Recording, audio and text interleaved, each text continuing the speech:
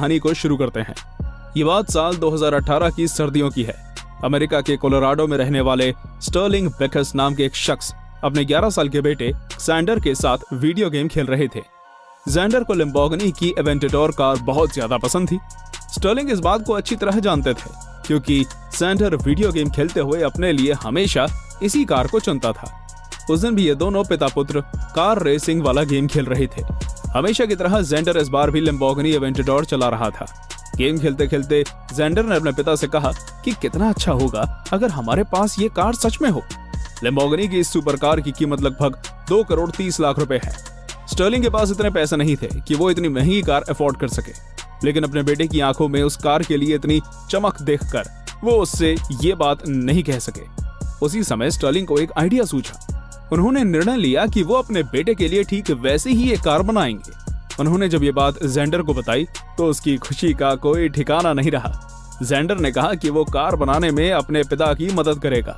Stirling ने अपने बेटे से किए वादे को पूरा करने का काम शुरू कर दिया। स्टर्लिंग एक ऐसी कार बनाना चाहते थे जो बहुत ज्यादा महंगी ना हो, लेकिन उनके बेटे सैंडर को पसंद आए। वो कई दिन तक इंटरनेट पर खोजबीन करते रहे। उन्हें एक ऐसे उपकरण की तलाश थी जो इस्तेमाल करने में बहुत ज्यादा मुश्किल ना हो। कुछ दिनों के बाद आखिरकार उन्हें वो उपकरण मिल ही गया। इस काम के लिए स्टर्लिंग ने एक आधुनिक 3D प्रिंटर को चुना। वो चाहते थे कि इस कार को बनाने में उनका बेटा सैंडर भी उनका साथ दे, ताकि उसकी साइंस, टेक्नोलॉजी और चीजों को बनाने में दिलचस्पी बढ़े। काफी खोजबीन करने के बाद स्टर्लिंग ने Amazon वेबसाइट से एक 3D प्रिंटर ऑर्डर कर दिया। इस 3D प्रिंटर की कीमत $900 यानी लगभग 65,000 रुपए थी। स्टर्लिंग ने अपने जिंदगी में कभी कोई 3D प्रिंटर इस्तेमाल नहीं किया था। उसका इस्तेमाल सीखने के लिए उन्होंने इंटरनेट का सहारा लिया। इंटरनेट पर कई वीडियोस देखने और आर्टिकल्स पढ़ने के बाद उन्हें उसको इस्तेमाल करने का थोड़ा अंदाजा हुआ। 3D प्रिंटर का इस्तेमाल सीख जाने के बाद कार बनाने का असली काम शुरू हुआ। स्टर्लिंग ने अपने घर के गैराज में ये काम शुरू कर दिया। स्टर्लिंग और उनके बेटे ने सबसे पहले कार की बॉडी को बनाना शुरू किया। इंटरनेट पर उन्हें लैम्बोर्गिनी एवेंटेडोर कार का एक डायग्राम मिल गया जिसमें कार के सभी टुकड़ों के चित्र बने हुए थे। स्टर्लिंग और सैंडर ने कार की बॉडी के एक एक टुकड़े को बनाना शुरू कर दिया। कार की बॉडी बनाने के लिए उन्होंने बेहद मजबूत प्लास्टिक का इस्तेमाल किया। कार की पूरी बॉडी बनाने और सभी टुकड़ों को आपस में जोड़ने में स्टर्लिंग और उनके बेटे को लगभग 1.5 साल का समय लगा। शुरुआत में स्टर्लिंग को लगा था कि वो कार की हूबहू कॉपी नहीं बना पाएंगे, लेकिन सभी पार्ट्स को जोड़ने के बाद कार की जो बॉडी तैयार हुई थी वो बिल्कुल लैम्बोर्गिनी एवेंटेडोर कार के जैसी ही थी। कार की बॉडी स्टर्लिंग की उम्मीद से कहीं ज्यादा बेहतर बनी थी। इससे उन्हें और ज्यादा आत्मविश्वास मिला। लेकिन बाद में स्टर्लिंग ने सोचा कि प्लास्टिक से बनी बॉडी तापमान बढ़ने पर पिघल सकती है, इसलिए उन्होंने पूरी बॉडी पर कार्बन फाइबर की एक परत चढ़ाने का निर्णय लिया। कार्बन फाइबर की परत चढ़ाने के बाद कार को और ज्यादा मजबूती देने के लिए उसमें स्टील की चेसी यानी फ्रेम लगाया गया। बॉडी बन जाने के बाद कार के इंटीरियर को बनाने का काम शुरू हुआ। स्टर्लिंग चाहते थे कि कार का इंटीरियर वजन में हल्का और मजबूत हो, इसलिए उन्होंने इंटीरियर बनाने के लिए नायलॉन और कार्बन फाइबर का इस्तेमाल करने का निर्णय लिया।